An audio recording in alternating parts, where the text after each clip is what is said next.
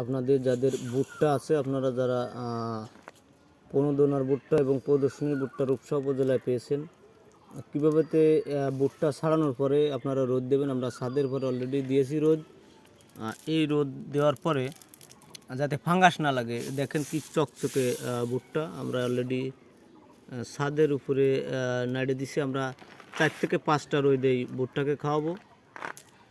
এই ভুট্টাকে রোদ খাওয়ানোর পরে আমরা বস্তায় করে রেখে দেবো এবং এটা আমাদের গেরের মাছের খামারে কিন্তু আমরা খাওয়াবো।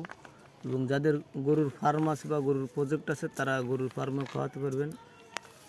এভাবে যদি রোদ ছাড়ানোর পরে রোদ দেওয়া হয় তাহলে ফাঙ্গাস লাগবে না এবং পাশাপাশি ঝরঝরে, মানে যদি আপনারা দেখেন যে এরকম ঝরঝরে হতে হবে এবং পরিষ্কার, একদম এরকম পরিষ্কার থাকবে, তাহলে আপনাদের ভুট্টাগুলো সুরক্ষিত থাকবে এবং কালো এক ধরনের ছাদ করে পড়ে, এগুলো পড়বে না।